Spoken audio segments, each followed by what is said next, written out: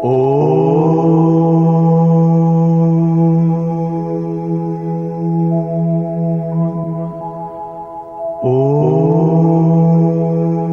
spoke about Samadhi just now.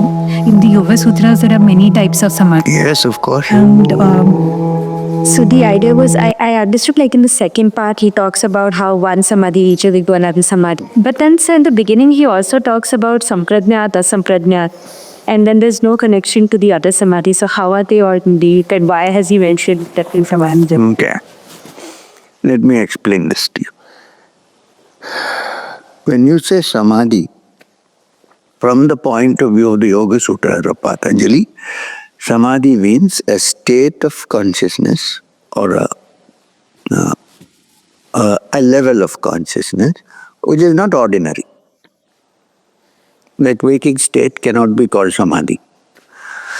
So it's talking about an altered state of consciousness. Not normal consciousness, but altered state of consciousness. Now in altered state of consciousness, there is one state in the beginning where you go into quietness, but the seeds of your desire are still existing.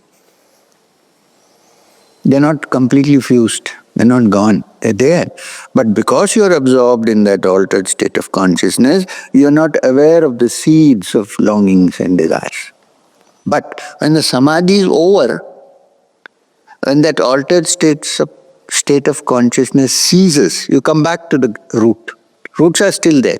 Roots have not been destroyed. They're still there. Roots are destroyed only when one figures out after a while that the cause of not reaching the ultimate state of consciousness is because of our longings for various things, both external and internal, out of ignorance. What is ignorance? To mistake the real for the unreal and the unreal for the real. This is the root. Only when that is cut can you go into an altered state of consciousness, which is asamprajnata, which culminates in nirvikalpa.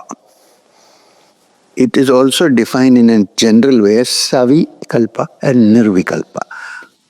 Kalpa means imagination. All our life revolves around imagination, right? Everything. Look, when you eat food, you think, oh, if I get food, I eat and I'm happy. No, there is a lot of imagination involved. The sight of the food, color of the food. In the West, they are experts on that. They'll put so many colors that you feel like eating it. The smell of the food, vasana. The feeling of the food, and the ads you have seen. Why do young people go to, what is that thing called, Sub-Zero? What is it? Subway, and open their mouth wide and eat those. Because, why? I get jaw pain when I see that. Because they see these ads, especially from the West, and they are influenced by it. So, even when you're enjoying that thing, what is it called? Burger. So even when you're enjoying it, while you're eating it, that enjoyment is a form of samadhi. But it's not free. It's influenced by the different thoughts and imaginations that have been built into. I don't think nobody explained this to you this way. Well, it's a fact, but a man and a woman are together. Ultimately, something happens. But is that all? Or isn't there a lot of imagination in that involved? If there is no imagination, what is the difference? I don't want to you go elaborately to it, but what is the difference? It's the imagination. Oh, Laila and Majnu were like this. That is what makes it romantic. Otherwise, it's a simple thing. You'll see dogs also around. What difference does it make? It's that imagination that is drilled into our heads that makes it romantic.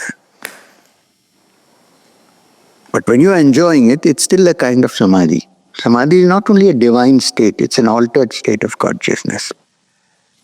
So when all these seeds are gone, and then you enter the silence of samadhi, That is called nirvikalpa. There are no vikalpas there. And there are no seeds left to sprout. We think in deep meditation we have beaten everything, we are free. When you come back to the world, the seeds are there, they sprout again.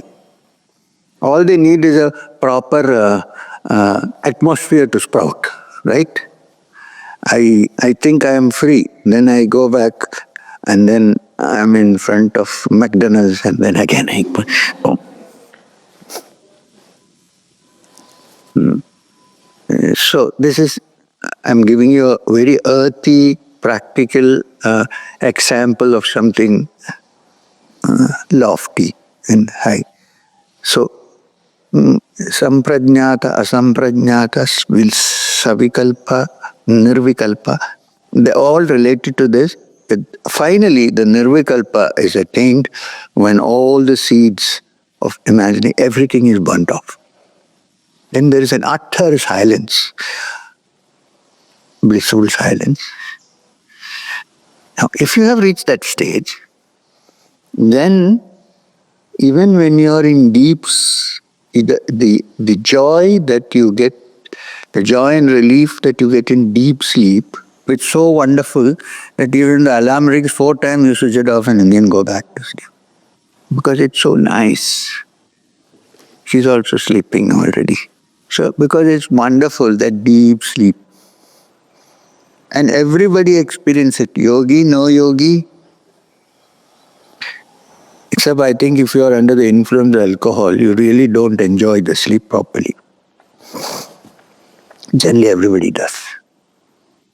Now, if you're burnt off the seeds of roots which can sprout,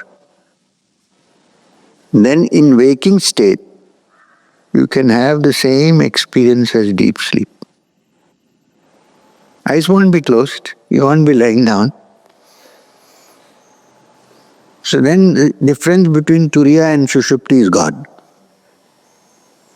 Then you do nothing about it. You don't have to do anything. If you have reached that state, you don't have to meditate, you have to, because in waking state you are in Sushupti. But you're working, you're doing everything. Because there is no desire left. It's the desire that makes waking state come. Right? Even though you're enjoying the deep sleep fully, there's a desire to do something, right? So you say, I have to wake up. Oh.